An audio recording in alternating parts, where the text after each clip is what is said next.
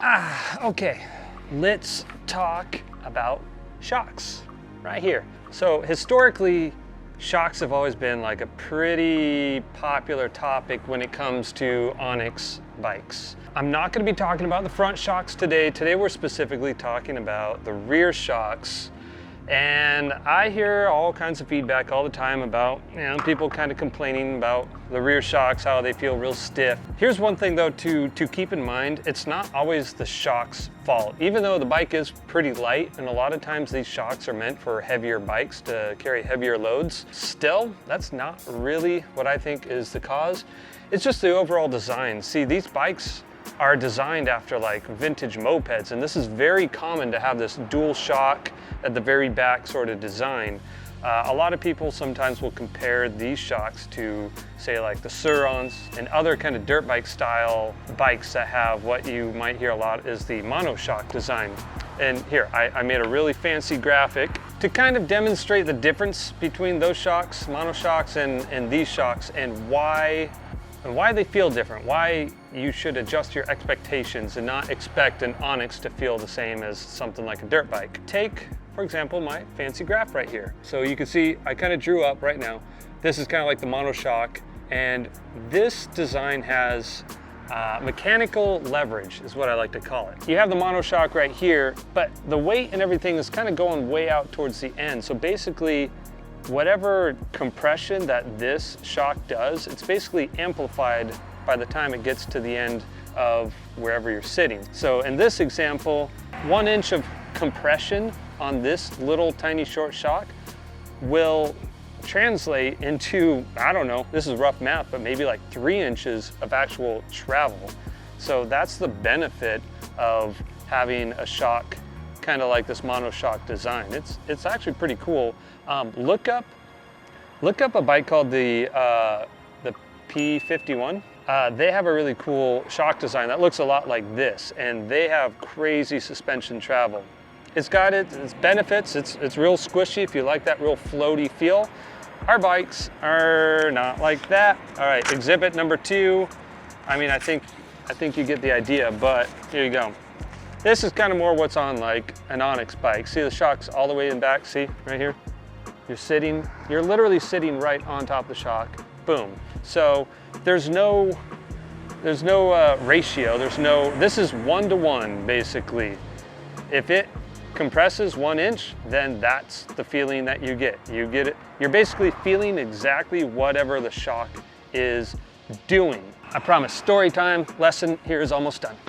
Okay, so take, for example, this shock right here. If it just compresses a little bit, like that's all you're gonna get. So what I plan on doing today is swapping out my shocks. These, you may have heard of these. These are called the egoboost, or they're a different brand, but with egoboost technology, I don't know. But if you're looking around for shocks in ONYX, chances are you're gonna hear about these shocks because everybody seems to think they're the best. Everybody thinks it's their favorite. So I had to get my hands on some and try them out. My theory, my expectation is that it might be a little bit better, but for all the reasons I was just explaining on all those graphs, I don't think it's gonna be a life-changing difference because again, we're just getting a 1-to-1 kind of shock compression thing. Like, I'm only gonna feel what this is capable of. So maybe the springs or something will feel a little bit different, but I'm still sitting literally right on top of the shocks. The only way to get an actual, like, real difference is, I don't know, if the shock was mounted up front here or something like that. I don't know, but I figured let's try out these egoboosts, give my thoughts and opinions on them, and see if they're worth getting, because they're not cheap. There are definitely a lot cheaper options out there for shocks. RFY, I think, is a real popular one that you can get. Has a cool little reservoir sort of thing on the side. I think they're like 40, 50, 60 bucks or something. Oh, here's another point. My bike is a shorty. I don't know if you noticed, but I have a real low sitting bike. I'll show you in a second, but I don't have a whole lot of room. My bike's real stiff. It's real low profile. So I don't have a whole lot of travel. So these are the shorty shocks. So if you have a bike that's standard height, that's much taller, your results may vary. I'm also a very light rider. So all the stuff results are gonna vary. I'm like maybe 130, 140 pounds or so. So I'm gonna attempt to see if I can set these at their softest setting because I don't weigh a lot. And yeah, we'll just see. Are the EgoBoost shocks worth the hype or not? We're gonna install them in just a minute, but first, before we install these and try them out and get my opinion on them, let's go ahead and just kind of do a bounce test and see what kind of travel I get with the stock shocks. Okay, bounce test. All right, so without brakes, I'm kind of putting a good amount of weight on it. As you can see, it really doesn't bounce very far. That's about all I have as far as suspension travel. So yeah, needless to say, as I'm riding out and about, I feel all the bumps. I have just very little. That's as far as I can get it to move. So, okay, let's see how these EgoBoosts go.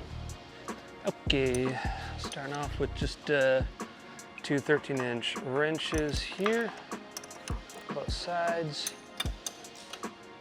And I'm gonna break these loose. There we go.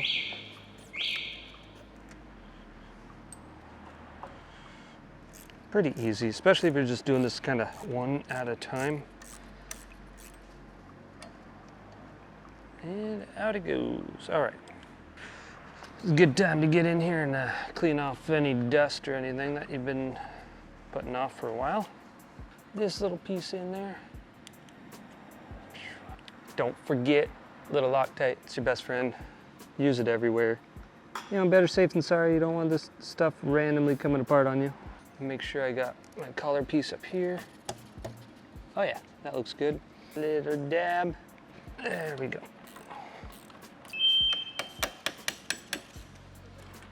The whole thing's just gonna kind of fall. That's okay. And you're almost free. Come on. There you go. There we go. All right, make sure there's a little bit of Loctite.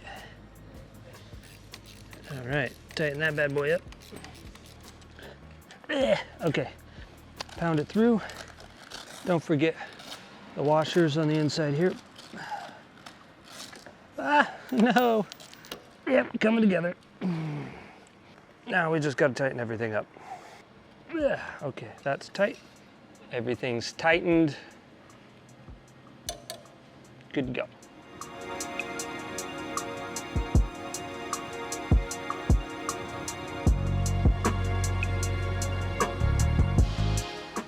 All right, so there we go. Got them on there. Took me a few minutes. I'm not very professional at that. I guess now the only thing left is to go for a ride, see if it feels any different. And I think we should have our answer here in just a minute. All right, so there they are. They are on. Got the GoPro mounted. Time to head home and see what we think. There's a few other notes I wanted to mention that I kind of forgot to mention earlier. Okay, so the first one was, I know a lot of people do a lot of research. They'll watch videos and they'll hear about people's experiences with the shocks.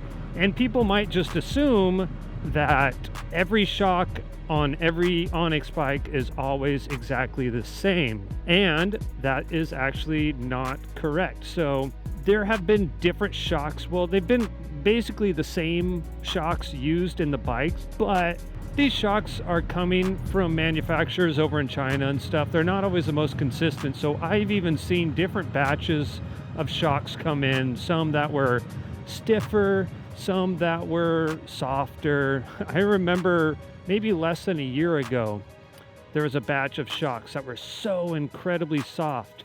And all of a sudden we shipped bikes out like this and people were just like blown away. Everybody all of a sudden loved the shocks because they're so soft. If you're out there and you're watching reviews of bikes and stuff and you're just like, oh, the shocks, I'm gonna order a bike and my shocks are just gonna be too stiff. Well, you know, you might be watching a video that might be like 2 years old or something, and it might be from a bike that had stiffer shocks. Yours might be softer.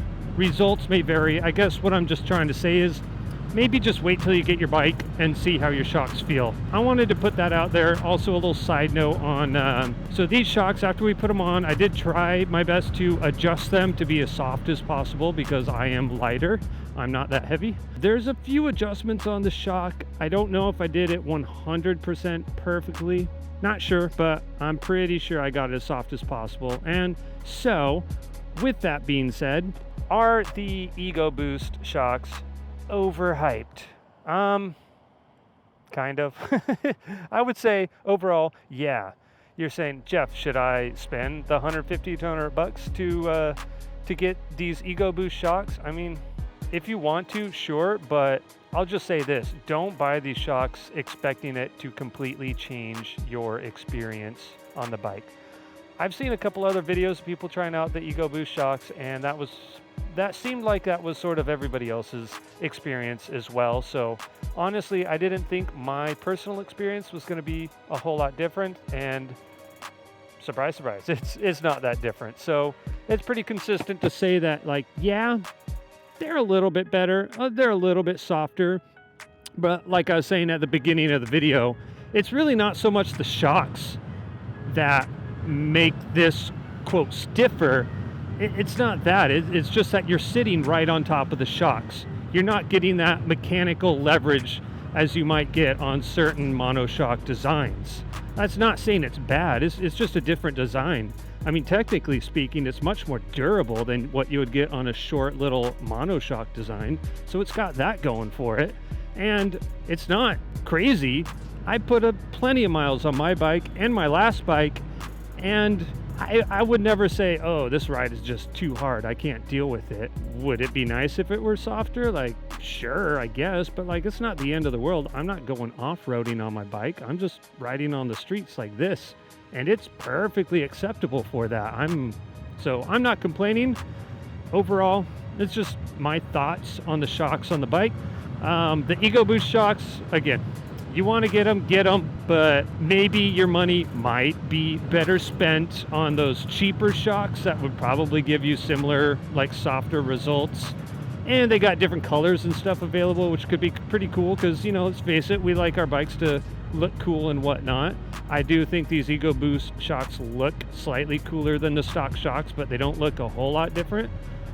They're not like bright colors or anything, although I think there is a chrome version, which is pretty cool. I'm gonna go ahead and stop just going on and on and on about it. I think you guys get the point on these. I really appreciate you guys checking out my videos. I would love to hear any of your guys' thoughts or opinions down below in the comments. I definitely check them all out.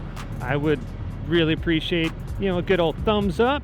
You know, subscribe if you're into that sort of thing. That would really help because I am definitely trying to put out more content, and I want to put out the most helpful sort of stuff that I can. I really want to put out some really helpful stuff, and the more that you guys interact, the more that you guys like and subscribe, that helps my videos get seen more, and that just overall gives me more motivation to keep on making more videos. So it all helps everybody out, and that's it. Have a great night, guys. Peace.